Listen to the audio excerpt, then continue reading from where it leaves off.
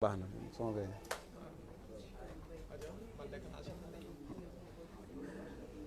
alors c'est bon ma xaar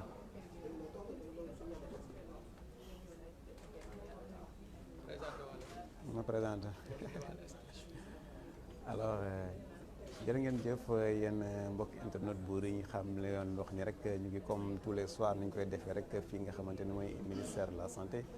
fii nag ñu fas yéene fi amal li nga xamante ni mooy le point du jour ndax ministère bi nga xam ne nag coronavirus bi tàmbali na ci réew mi gis nañu ne que véritablement bés bu yàlla sax ñu ngi def le point au niveau du Sénégal mu doon nag lu askan bi di xaar ndax dafa am solo lool ci li nga xamante ni mooy ci réponse bi ndax dafay xam ñoom sénégalais bu nekk xam fan na toll ci li nga xamante ni mooy wàllu coronavirus bi tolluwaay bi ci lu jëm ci wàllu cas yi nga xamante ni moom lañ am ngir rek mën a dàqal yenn cas suspect yi parce que dafay faral di bëri ci koñ yi nii dañuy faral di wax fu nekk ci yenn région bu nekk ay cas suspect mais ministère bi nga xamante ni moo porté lutte communication bi nag ngoon bu jot day def le point ngir rek xamal ko askan bi ba tax nag ñu jàpp ni loolu am solo la ndax dafay dàq rumeur yi waaye day wàññi li nga xamante ni mooy psychose bi ak panique bi parce que buñ ko def noonu tamit amaana information fu leen lay jógee te loolu baaxul ci li nga xamante ni période yu mel nii ndax crise bi dafa toll foo xamante ni dafa laaj sérénité laaj engagement ak responsabilité moo waral boo xoolee sax ci loolu engagement mun nañ jàpp ni ki ci njëkk engagé mooy le président de la République Macky Sall moom mi jël ndogal dàqal jël 5 mesures phares ngir rek mën a oytandi lii di jàngoro bi di mbas mi kon boo ko bu ko defee ça veut dire que la voie est toute tracée par le président de la République Macky Sall moom ci boppam gis nañu aussi tous les jours les ministres ñi nga xamante ni ministères concernés waaye les gouverneurs ba ci sous-préfet yi ci préfet yi ils prennent des mesures à leur niveau pour véritablement faire appliquer la loi donc c'est important que yu mel ni gars yi di ci taxaw pour wax ci donc la salle fu mu toll nii on attend d'un moment à l'autre les autorités parce que salle bi ñëpp les journalistes sont là tout le monde est fin prêt dañuy xaar rek soit le ministre de la santé Abdoulaye Diouf Sarr ou bien le porte-parole du ministère docteur Aloyse pour rek ñu ñëw wax ñu li nga xamante ne foofu la mbir mi toll kon bokk en attendant peut-être que les autorités ñu yegg si dañ leen di may tuuti rek en attendant ñu xaar laata rek kii di président ministre bi di yegg si buur yaa ngi jeexal sama énergie de internet yaa ngi lay bëggee de yaa ngi ne leen depuis jury nuyu ko Omar Bandia depuis jury depuis Suisse mu lay seetaan Omar Bandia depuis Suisse nuyu ko donc on a tout le monde est là tout le monde Omar Bandia ñu ngi lay nuyu depuis Suisse kontaan nañ ci yow et puis voilà ñu ngi Antia bi ngi fi la chargée de com politique du ministre de la santé ñëpp a ngi fi on a organes yëpp a ngi fi en véritablement suñu doon lim dañuy juum mais je pense que ce soit ñi nga xamante ni nekk ci site internet yi que ñu nekk ci ñi nga xamante ni mooy ci médias yi médias publics ak médias privés je pense que tout le monde est là la presse écrite la presse parlée justement véritablement tout le monde est là pour rek li nga xamante ni mooy dem ci lii nga xamante ni moom moo ñu fi tax a teew tey muy coronavirus bi comme c'est important que nit ñi di ci wax gis nañu aussi l'extérieur ñu ñuy bàyyi xel c'est-à-dire que bon am nañu fàttewuñu leen donte xam nañ jàngoro bi mi ngi fi xam nañ tam mi ngi foofu que c'est très important aussi de pareilles circonstances mu am benn genre solidarité nationale et je pense que loolu wane nañ ko donc c'est important et ñu ngi leen di gërëm seen soutien aussi et ñu wax ni rek aussi au niveau Sénégal boo xoolee véritablement les gens sont engagés derrière le président de la République gannaaw bi nga xamee ne bu mu déclaré 5 mesures phares yi gis nañu le khalife général moo ñu ko génnee benn 200 millions de ko ci table bi pour accompagner li nga xamante mooy effort président de la République gis nañ tamit ñu ci topp autorité bonne volonté ñu ngi joxe ku ci nekk yaa ngi joxe les Sénégalais lambda ku ci nekk li nga mën ci sa poche ko joxe 1000 francs 1500 wala mën donc je pense que loolu yëpp c'est important ça montre un engagement nga xamante ne nag ñu ngi koy def mais li am solo engagement bi ñu gën a xaar ci askan bi nag mooy au niveau communautaire surtout ci famille yi véritablement que ku ci nekk jël ay mesures individuelles au niveau de la famille avant muy nekk des mesures collectives donc c'est important que nit ñi aussi bàyyi ci xel loolu surtout xale yi gis nañu aussi que véritablement y a une prise de conscience énorme ci askan bi rawatina ci xale yi ndax xale yëpp xam nañu léegi lan mooy coronavirus donc c'est important ça veut dire que bon ñu ngi jël mesures yi nga xamante moom dañu édicté en de pareilles circonstances lu jëm ci wàllu raxas seen loxo lu jëm ci voilà set lu jëm ci yu bëri donc c'est important que loolu xale yi bu ñu ko xamee rek c'est rassurant et que aussi au niveau du Sénégal gis nañu l'épicentre c'est à Touba. Touba tamit démb amoon na benn cas donc c'est dire que mu nga fa mais toujours est-il que rek c'est dans l'entourage du Modou Modou et ça qui est rassurant parce que nee nañu bu fekkoon ni feneen la jógee dina doon compliqué mais tant que mi nekk dans l'entourage du Modou Modou mi nga xamante moo ko fa indiwoon di cas zéro bi donc je pense que c'est très important c'est rassurant loolu le docteur Bousso wax moom mi nga xamante ne moo jiite centre des opérations d'urgence sanitaire bu Sénégal kon boog ça peut être rassurant et que gis nañu amul yeneen cas yoo xamante ni génn Touba ci région yi à part cas contact boobu noonu à part ñi nga xamante ni mooy les cas importés d'Europe je pense que loolu on va toucher du bois en espérant que dina continuer et que véritablement la maladie mën nañ ko circonscrire aussi que gis nañu ñi nga xamante ni ñu ngi feebar te ñu toll ci 29 ñi nga xamante ni ñu ngi ci hôpitaux yi diggante hôpital Fann ak centre de santé bu Darou Marnane gis nañ ne foofu tamit ñi nga fa 29 maanaam ñaar fukk juróom-ñeent ci ay malades donc suñu leen gisee ñu ngi leen di traiter et que les autorités xam nañu leur état de santé est stable pour certains pour ñeneen ñi ça s'améliore positivement. D'ailleurs le Sénégal a enregistré 4 cas yu nga xamante ni wér nañu mooy premier cas bi ak anglaise bi nga xamante ni moom moo amoon corona ak couple français bi donc c'est dire que c'est important ñoo ñëpp wér nañu ba génn donc alhamdulilah on touche du bois pour le moment on a que 31 cas yi nga xamante ni mooy cas confirmés maanaam 31 malades ñuy dund ak jàngoro bi di Covid-19 bi ci Sénégal et donc je pense que c'est important que ñu continuer noonu en espérant peut-être voilà que du yokk du lim bi du yokk. Général Ndiaye depuis États-Unis mu ngi lay bëggee. waaw maa ngi koy bëggee bu baax a baax di bëggee gars yi di bëggee internet yi voilà et dire que voilà ñun ñëpp on est de tout cœur voilà en de pareil moment c'est important que nit ñi jàpp ci voilà. Merci beaucoup Baldé.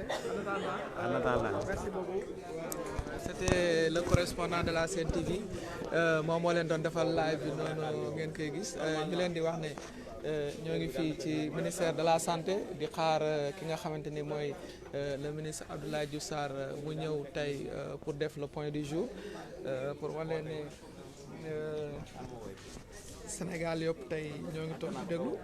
xanaa peut-être di am yaakaar ne Mody Gueye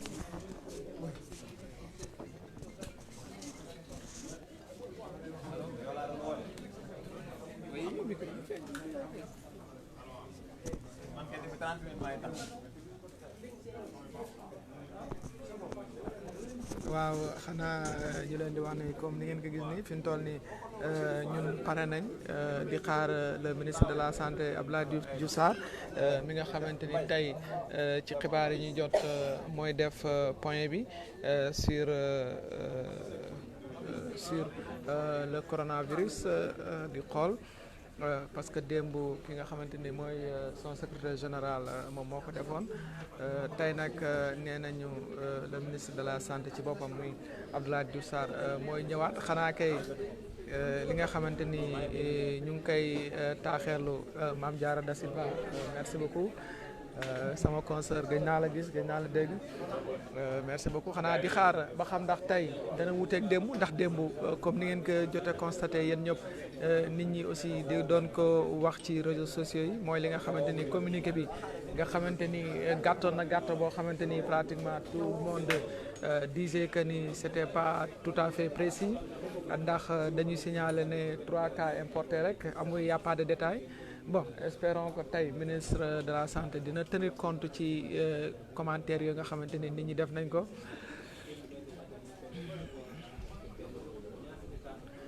waaw Fatou Sagna waaw merci beaucoup xanaa ñu doon wax ne ndax ministre non Ibrahima Tidiane fii nag xam naa peut-être journalistes yi moom masque moom du ma ne journalistes yi waaye Dakar ak autorités yi démb daanaka fi laa yendu waaye rencontre yi ma fi jot a couvrir yëpp kenn solul masque xam naa dañ naan Sénégal yeggagul ci stade boo xamante ni nit ñi danañ sol masque waaye li mënta xew mooy solaguñu masque yi commencé guñ ko boog fi ñu toll ni daal ci liñ toll mooy ci prévention bi maanaam raxasu loxo yi ak utiliser gel hydroalcoolique bi nga xamante ni conseillé nañ ko jamono yooyu ci loolu la ñuy toll waaw consignes yi xam naa fi ñu toll nag dina yéex ñu respecté ko ndax man ak sama confrère bi ma dendal ñoo ngi ni toog kutaakun boo xoolee tamit journalistes yi yëpp noonu lañ toogee ñun moom xam naa niñ koy waxee comme que nous sommes des fanatiques ñaan yàlla musal ñu rek waaye consigne moom ni ñu ko waxee ak ni nga xamante ni noonu la ko autorité yi suggéré bu ñu xoolee wala settantal bu ñu waxalee sunu aqlaay taala moom consigne yi respecté guñ ko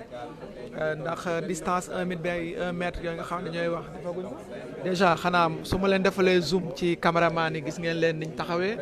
ñii ñëpp ay cadreur lañ ay cadreur de télévision lañ gis ngeen solo ñu masque distance moom bul ne 1 mètre côte à côte la ñuy taxawee solo ñu masque waaye nag peut-être li ko waral aussi bokk na ci li nga xamante ni foofu la situation bi tollagum am ci yaakaar bu rafet waaw incha allah grand Omar waaw amin yaa rabbi xanaa ñaan yàlla rek yàlla sàmmal ñu waaye li nga xamante mooy gel bi moom ñu ngi koy jëfandikoo bu baax a baax a baax Matar ñaa waaw ñoo ngi ci noppeeguñ ci waaye instant yi kenn mënut a tëdd hôtel ndax hôtel yi nii fi mu toll nii c'est à haut risque xanaa ne nekk ci biir Sénégalais yi moo gën a wóor di wéet ci hôtel yi moo tax ñu daw ñëw continuer liggéey bi waaw ni ngeen koy gisee caméra yaa ngi noonu confrères yi gis ngeen nii la ñu installé woo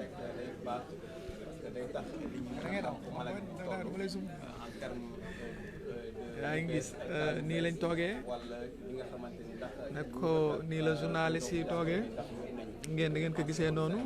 la ñu nekkee ñu ngi noonu di def seen direct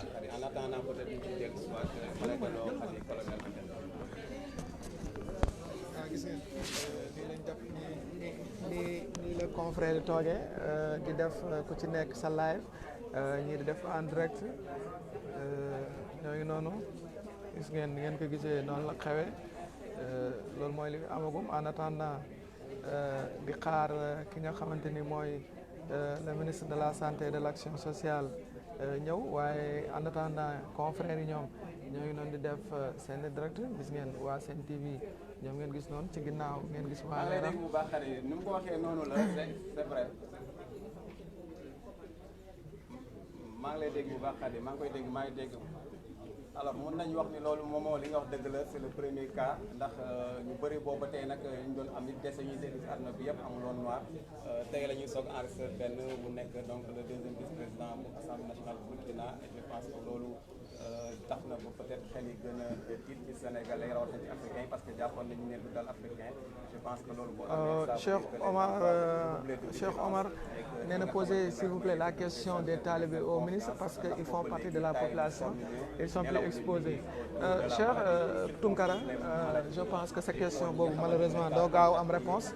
ndax fii moom point de presse la mënuma ko sax point de presse ndax déclaration la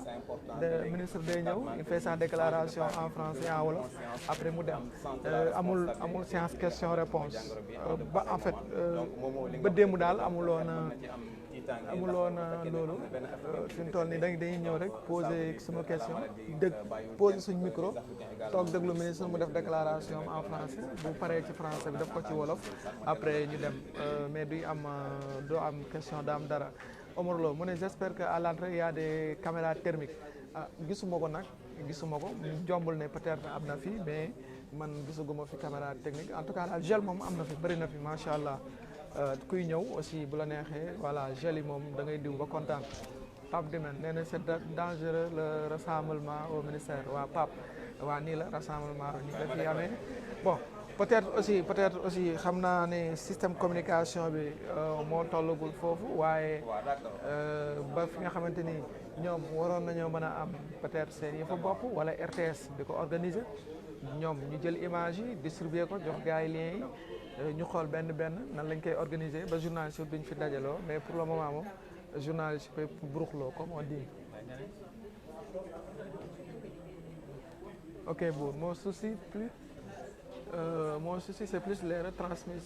transmissions aériennes que par les mails. Je suis agent de banque mais on a nos masques et gel en permanence. waaw Ibrahima Tidiane malheureusement ñun fii on n'a pas de masque mais gel moom y en a gogo waaw on a ko gel moom bari na fi trop macha allah mais masque moom amagu fi te distance bi aussi respecté guñ ko noonu xanaa lii du rassemblement junior non du rassemblement point de presse la point de presse la xanaa kay gis ngeen journalistes yi ni ñu taxawee noonu ñoo nekk noonu ñu zoom gis ngeen sunu naataango leeral yi ñoo nekk nag de plateau ci ginnaaw na le yéen a gis Abdou Diouf junior de la RFM ñoom toog di xaar gis ngeen nii lañ toogee bu Mouhamed Mbacke waaye incha allah rabi dina baax waaw dina baax incha allah amiin yaa rabbi espérons que le ministre Issam montre l'exemple de respect de distance waaw ministre moom dina respecter distance bi ci salle bi puisque moom kenn kese boo xoolee gis ngeen bi yoon sax espace barrière bi ñu xaw ci def lii amu fi woon bu njëkk moom ngeen gis noonu am na sur les deux côtés gis ngeen bu ñëwee fii lay taxaw wax pupitre bi moom ngeen di gis noonu léegi gis ngeen beneen barrière bi peut-être kenn du nekk ci ginnaawam wala kenn du nekk ci kanamam mais en tout cas pour le moment lii moo fi amagum il faut dire de filmer et envoyer toutes les réactions waaw c'est ce qui serait mieux pour le Pape Dimène mooy ñoom waroon nañoo jël situation yu toll nii peut-être ñaanu yàlla crise bi yegg foofu mais xam naa ne am na foo xam ne bu ñu fa yeggee incha allah rabi te yàlla bu ñu fa yegg sax ministre danay jël ses dispositions pour au point que sax ñoom ñuy am les éléments di ko envoyer à temps te daanaka booy xool sax xam naa ne ñaanuñ ko yàlla mais bu ñu yeggee ci yooyu noonu foofu ragal naa ne presse bi ñu bëri dootuñ fa ñëw waaye yàlla buñ fa yegg yal na yàlla dimbalee bañ am victoire ci kaw bis bi balaay foofu Pape Souleymane mu ne où sont les mesures prises pour les talibés waaw talibés yi moom dégguma mesure bu ñu jël xanaa avant ñi nguur gi di jël aussi na parents yi nekk responsable aussi parce que jël sa doom aussi jël sànni ci mbedd mi jox benn sëriñ daara muy yalwaan suba ngoon guddeeg bëccëg aussi loolu aussi maanaam problème talibé yi man yaakaar naa ne waajur yi ñooy njëkk a nekk les premiers responsables ñoom ñoo xam ne ñooy jël seen table jox ko sëriñ daara duñ ko jox mu dundee duñ ko jox mu lekk boo demee dëkk ba daara yaa ngi fa talibé yaa ngi fa mais duñ yalwaani parce que sëriñ daara bi am na lu mu leen jox ñu dundee waaye nga jël sëriñ daara boo xam leen na ne yor lu mu dundee sa njaboot da ngay jël yóbbu ko ci àll bi yalwaan te boo déggee boo duggee ci fii ni Dakar boo xoolee talibé yi fi nekk sax yalwaan lañ fi nekkee mais jànguñu ñi si ëpp booy xool dañuy jàng démb rek maa ngi dajeeg benn talibé di ko laaj foo toll mu ne moo samaay wataaraxe ma ne ko léegi taril mu ne ma démb laa dugg si daara ji mënu maa tari ma xool ko ma xam ne kii wax dëgg fa yàlla bu nekkee ndongo daal aussi jàngul parce que nee na démb la commencé wa samaay wataaraxe te mënu koo tari mbir mi nekk lu xaw a doy waar xam nga yooyu aussi na parents yi aussi taxaw seen doom yi bàyyi jël seen doom yi aussi di ko jox sëriñ daara boo xam ne yoru lu mu ko dundalee mu koy yalwaan di ko exposé loolu aussi na si parents yi njëkk a nekk responsable aussi ñoom ñooy jàppale état bi pour liggéey bi gën a mën a rafet waaw Alassane Laye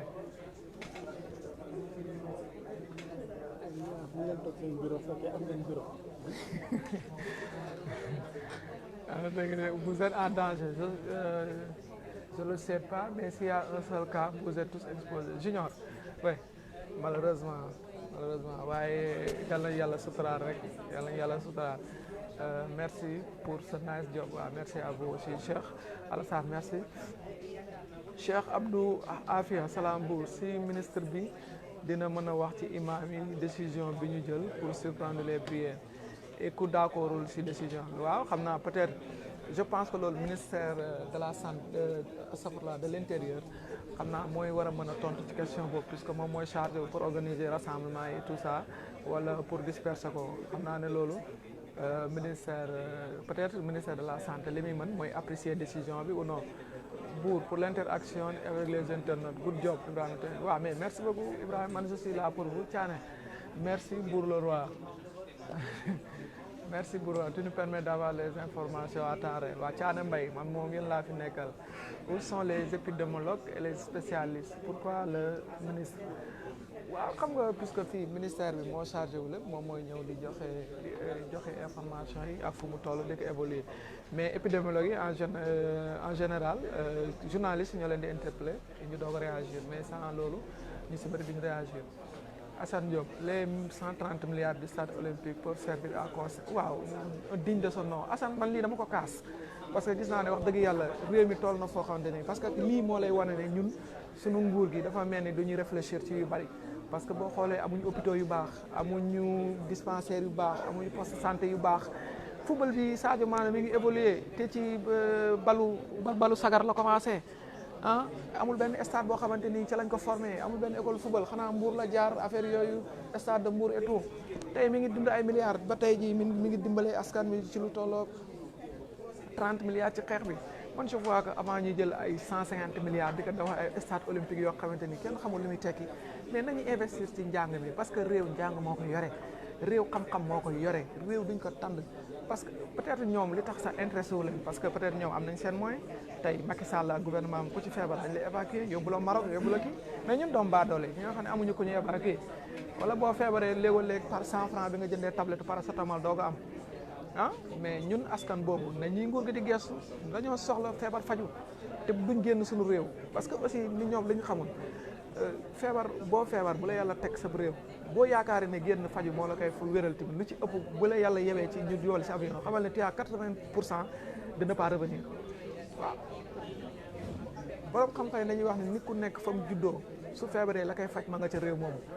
loolu aussi ñu xam ko tabax ay hôpitaux moo gën ñu jël suñu xaalis di ko dugal ci ay stades yoo xamante ni wax dëgg yàlla amul benn njëriñ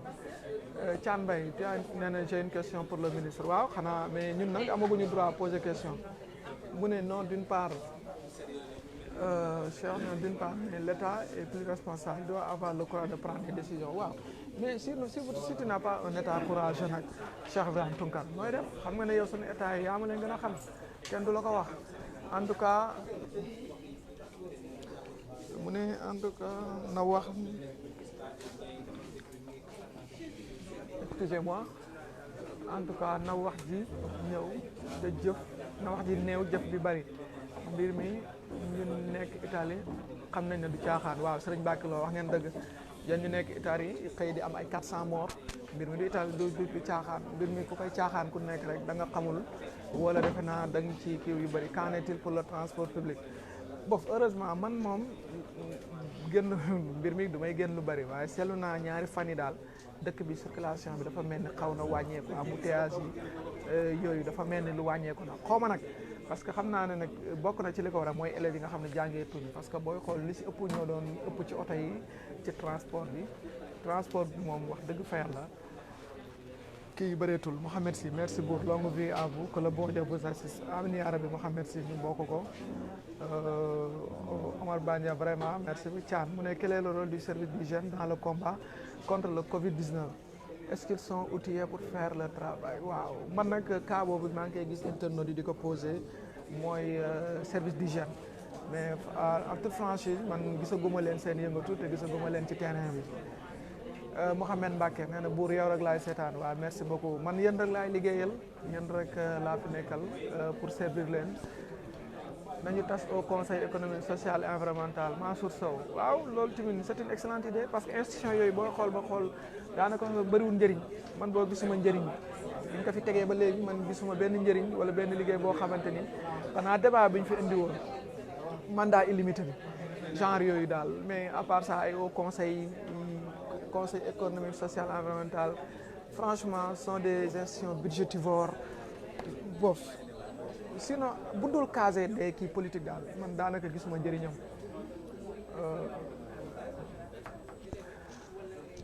Cheikh Abdou Salam on vous suit depuis Allemagne on est inquiet pour nous-mêmes ici mais on est plus inquiet pour le Sénégal waaw vous avez des raisons pour s'inquiéter de s'inquiéter pour nous franchement parce que ñun li ñuy dundee promiscuité bi yaa ngi gis pauvreté bi c'est-à-dire y a tellement de facteurs fii au Sénégal yoo xamante ni ñaanuñu ko yàlla mais bu virus bi jaxee rek boo sàgganee musiba naar laay waaye yal nañu yàlla aar suturaal ñu rek ba bu ñeeg foofu mu ne pourquoi ne pas équiper tous les hôpitaux waaw c'est ça loolu laa doon wax sànq do ci jaata gouvernement dafa mel ne xamuñu priorité ñoo ngi tabax arène nationale 36 milliards mais arène bi lu muy jëriñ bañ ko tabaxee inauguré nañ ko ba léegi kan moo fa combat ban combat bi moo fa am et puis lan lay rapporter économie bi nit ñi wér-gu-yaram lañ soxla nit ñi xam-xam ak réew lii ko yore xam-xam balaa nga koy wax da ngay wér kéng yaa ngi dégg bu nit ñi wéree yore xam-xam mais réew mi dana développé mais su nekkee ne réew ma ña koy yore ñoom wéruñu ñuy dund ca réew ma wéruñu mais mënuñoo am xam-xam te réew ma du gaaw a développé wu lii rek moo téye Afrique Italie yi ngay gis ay Chine ñoom xeex nañ jàngoro ba jógee si ñoom parce que am nañ aspect am nañ njaboot boo xamante ni yar nañ leen ci xam-xam jàngal leen ci xam-xam ba pare nag suñ paree nag borom xam-xam yooyu wëlbatiku nekk doomu réew mi dem ci université yi jàngale ci tasaare xam-xam bi ñenn ñi nga xamante ni def nañ médecine aussi dem ci hôpitaux yi ñu liggéey loolu kese tax Russie gagné comme kii ni ñu koy waxee Chine gagné combat bi mais du dara mais ñun suñu réew mi amul benn xam-xam man dama fi toog ba léegi Institut Pasteur laay dégg Institut Pasteur dégguma benn laboratoire boo xamante ni yàlla seet ne dalee leen lii tuba sénégalais yi ñoo ko moom pur sang ñoo joxe résultat yi amul malheureusement loolu aussi lu jar a souhaité mais li ko war rek mooy suñu dirigeants yi qu'il soit beaucoup plus courageux aussi xam nga di jël yenn décisions yoo xamante ni day laaj des investissements pour le futur yoo xamante ni ndaw ñi suba bu ñu jógee dinañ ci mën a jëfandikoo moom laa gën a jël ama bañ a mën a agriculture pêche élevage artisanat c'est les badoola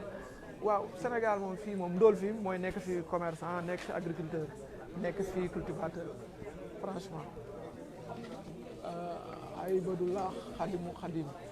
yàlla bu kaa am tey parce que amin yaa rabbi alamin waaw loolu de la ñuy ñaan yàlla bu kaa am Mohamed Sy mu ne Mbour les infrastructures sont bons aussi waaw c'est bon ñun waxuñ ne c'est pas baaxul de infrastructure bu mu ci mën a doon baax na waaye nag liñ ne mooy dafa am luy priorité maanaam mooy feebar faju jàng yonent salaay salaam ñu si ëpp ay jullit lañ mais daf ne jar na dem ba Chine xam-xam kon buñ fi bàyyi xam-xam ba pare buñ néewal doole xam-xam di favoriser fo ak caaxaan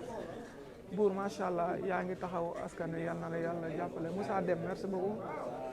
moi finalement de santé doit être viré ne effectivement waxuma la corona bi sax Mouhamed Sagne dañ ko war a jël def ci ay école tabax ci université liggéey tabax ci université et puis nu ñu koy waxee tabax ci ay hôpitaux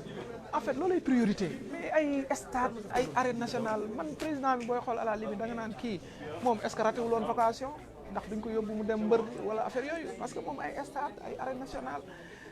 bàyyi hôpitaux yi du université xoolal université Alaaji Ibrahima Niass bañ tegee pose première pierre ba léegi tey fi ñu toll nii arène nationale pare na ci kawam ni ñu koy waxee ba stade bi war a pare ci kawam benn université taxawul Vincent Bernard Thiaw merci beaucoup sa liggéey rafet na yal na la yàlla sàmm yéen tamit yal na la yàlla sàmm vraiment en plus il devait doter l'armée waaw armée bi aussi franchement ñu jàppale leen surtout ci frontières yi nga xamante tëj nañ ko Assane Diop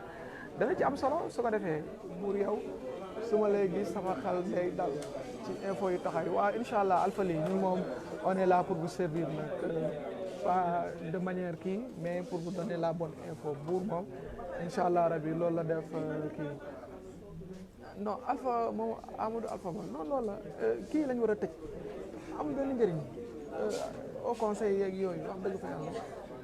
Thiané Mbaye Bour s'il y a possibilité de poser la question plus il faudra la poser je ne pense pas mais on va essayer inchallah rabbi Mohamed Mbodj le royaume est fier de toi bon le bourg est votre bourg est beaucoup plus fier de vous franchement yéen ñoo xam ne nañ jël seen temps di ñu seetaan et tout ça waaw dafa mel nag ministre mi ngi waaj a ñëw parce que ñu ngi defaraat dispositif yi Naat Thiam si un ami m'a appelé pour avoir mes nouvelles mais il me dit que ces journalistes qui amplifient il y a pas de corona il y a beaucoup de non il y a corona waaw sama gars yi le ministre est là donc désolé je vais m'en arrêter là en attendant Adama Adoufa Bour bon job mais tu sais que les Sénégalais ne croient pas à la maladie waaw ñu bëri gëmuñ ko mais nag bon je ne sais pas xaw ma nu ma koy expliquer affaire bi moom ku mu neex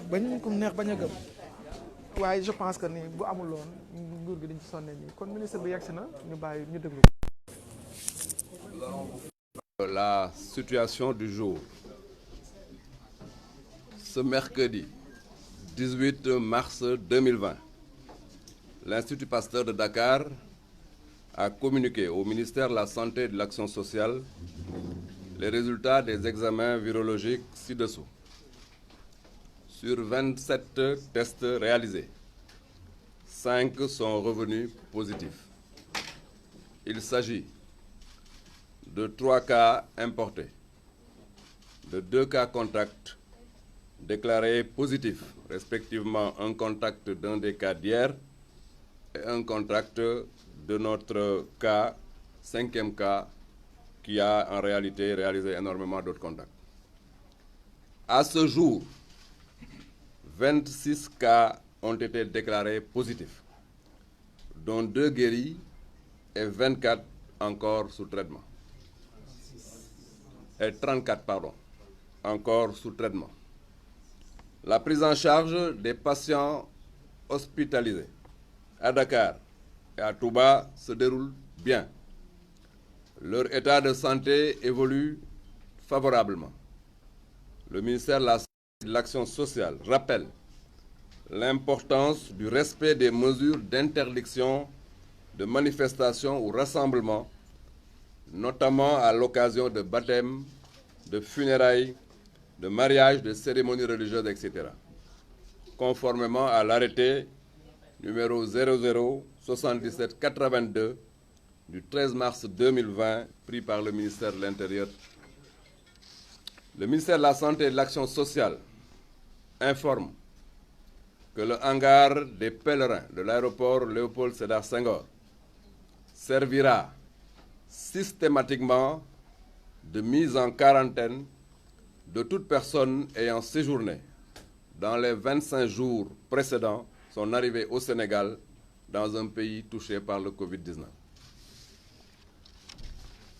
Ñu jox leen situation wu bés bi tey alarba 18 mars 2020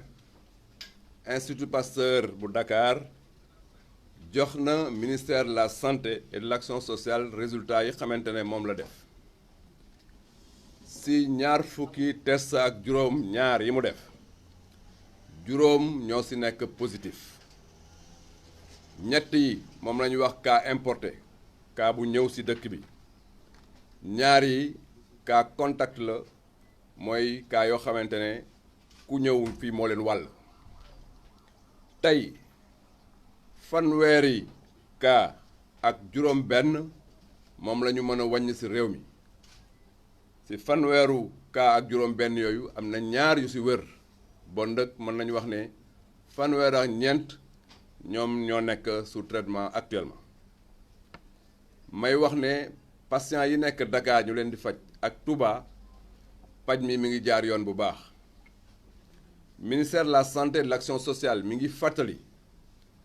que ne sénégalais yi respecté tere yi xamante ne def nañ ko pour ndaje yi nag mën nañ si lim ngénte yi mën nañ si lim mariage yi mën nañ si lim dëj yi mën nañ si lim activité cérémonie religieuse yi loolu nag am na arrêté ministère de l'intérieur bu ko tënk ministère de la santé et de l'action sociale mi ngi yëgal ne hangar des pèlerins bu aéroport Léopold Sédar Senghor fii si Dakar danañ ko jël def ko benn lieu de mise en quarantaine pour que képp koo xamante ne si ñaar fukki fan ak juróom yu weesu sa egsi fii si réew mi jaar nga si dëkk boo xamante ne da nga am Covid-19 te dëkk yooyu ñu xam leen bu baax dana la jël mettre la en quarantaine observer la bu baax pour xool ndax jàngoro ji dana déclaré wu si yow ba pare ñu lay fay door a jëlee loolu da woon danañ leen ko yëgal asalaamaaleykum wa rahmatullah.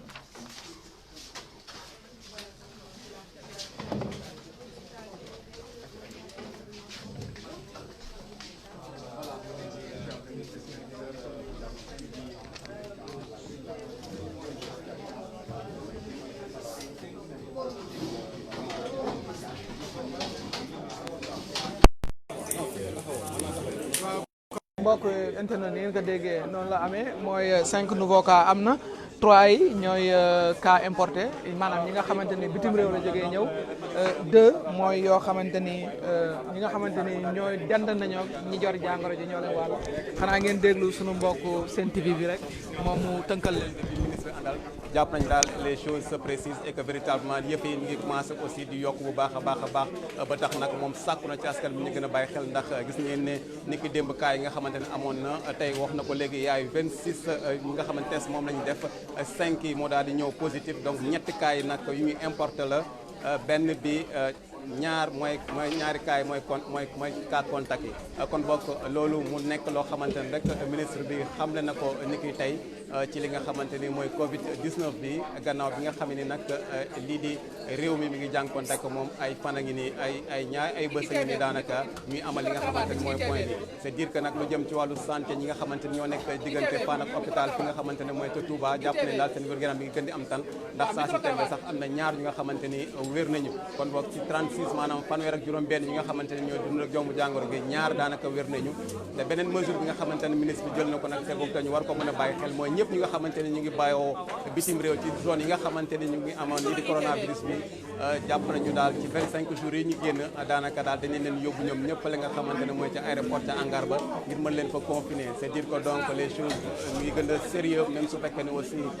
ngi ci ànd ak sérénité mais li am solo rek mooy ñu jàpp ne daal les autorités font tout pour mën a topp cas contact yi ndax cas bi nga xamante ni benn ci cas bi nga xamante ni moo nekkoon démb moom lañ signalé woon démb moom it am na beneen cas bu mu wàll donc ça veut dire que am na lu ci xaw a commencé jafe tuuti ci wàllu prise en charge bi mais de toutes les façons li am solo rek mooy nañ ko continuer les autorités sont conscientes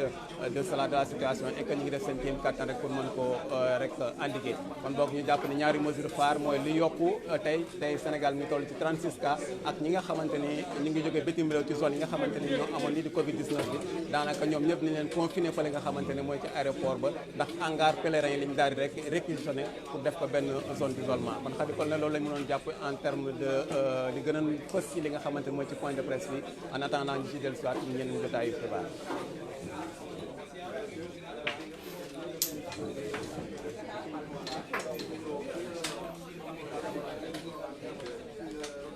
waaw d'accord c'est bon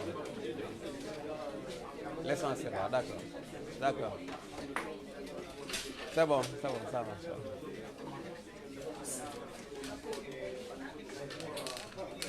waaw d'accord c'est bon pour l'essentiel waaw d'accord c'est bon. Ok, merci beaucoup. waaw dégg ngeen merci beaucoup kon mbokk yi on se donne rendez-vous très prochainement incha allah ci yeneen live ak ci yeneen information.